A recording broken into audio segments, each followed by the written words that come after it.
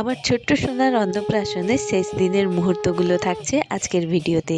শেষ দিনের অনুষ্ঠান ছিল কাকরাজিৎ মহাপ্রভুর আগমন, আর তার সঙ্গে আরও কিছু মহাপ্রভু, রাধাকৃষ্ণ আর গোপাল ঠাকুরের আগমন। তার জন্য তার আগের দিন বিকেলবেলা আমরা সবাই মিলে চলে গেছিলাম শ্বশুরবাড়ির এখানে আশ্রমের পুকুর ঘাটে ঘর তুলতে যাওয়ার সময় কিন্তু কীর্তন দল খুব সুন্দরভাবে কীর্তন করতে করতে গেছিল, বাট সেই ভিডিওগুলো আমার ডিলিট হয়ে গেছে। তো ঘর তুলে আসার পর এখানে পুজোর জোগাড় যন্ত্র শুরু হয়ে গেছে। আমি তোমাদের দেখাচ্ছি আমাদের এই পুজোর স্থলটা কত সুন্দরভাবে সাজানো হয়েছে। এখানে চারদিকে চারজন ঠাকুর বসতে পারবেন। সন্ধেবেলাতে তিনটে বেদিতে তিনজন ঠাকুর এসে গেছেন। একটাতে রয়েছে মহাপ্রভু, একটাতে রয়েছে রাধাকৃষ্ণ, আর এক বেদিতে রয়েছে গোপাল ঠাকুর।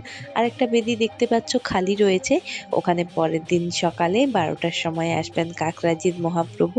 তো ওই দিনই আমাদের মহোৎসব রয়েছিল। এবার আসি এই কীর্তন দলের কথায়।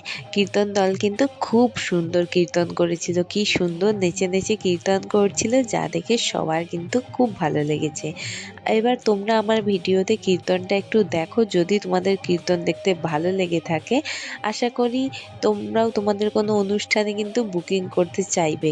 আমি কোনো প্রমোশন করছি না, আমাদের সত্যিকারের সবার খুব ভালো লেগেছিল, তাই শুধু বিষয়টা শেয়ার করলাম। এখানে কীর্তনের সঙ্গে সঙ্গে হচ্ছিল সন্ধ্যা আরতি, আর তাই জন্য আমাদের ওই টাইমে ফাটানো হচ্ছিল আতশবাজি, যা দারুণ সুন্দর লাগছিল, পুরো মহলটা জমে গেছিল। পুজোতে আমি আরো একটা দারুণ সুন্দর বিষয় দেখলাম। এখানে কিন্তু প্রত্যেক পুরোহিত নিজের ঠাকুরকে আরতি করার পর অন্যের ঠাকুরের কাছে গিয়ে আরতি করছিল। এটাও কিন্তু খুব সুন্দর লাগছিল দেখতে। তো আরতিটাও আমি তোমাদের সঙ্গে শেয়ার করছি, সাথে আরতির পাশাপাশি যে কীর্তনটা হচ্ছে। যদি ভালো লাগে দেখো, আর যদি না দেখতে ভালো লাগে তাহলে ভিডিওটা একটু টেনে টেনে দেখো, কারণ ভিডিওতে আমি পরের দিনের অনুষ্ঠানটাও শেয়ার করেছি। আজকে আমাদের এই চলার জন্য এসেছেন, তিনি কিন্তু সুন্দর উপাধি পেলেন। তার নাম কি গো? তার নাম শুধু গৌর সুন্দর।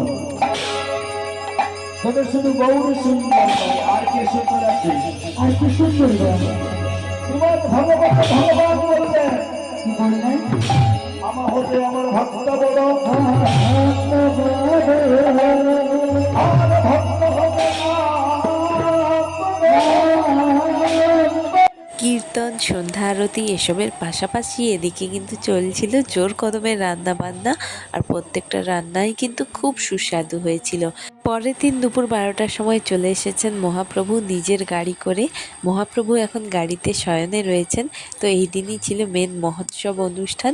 আমার শাশুড়ি মা মহাপ্রভুকে বরণ করে নেন, তারপর আমরা সবাই ফুল ছড়িয়ে মহাপ্রভুকে সুন্দরভাবে আমন্ত্রণ জানাই। এরপর মহাপ্রভু তার আসনে গিয়ে বসলেন। তারপরে এখানে কিন্তু ভোগ দেওয়ার ব্যবস্থা শুরু হয়ে গেছিল।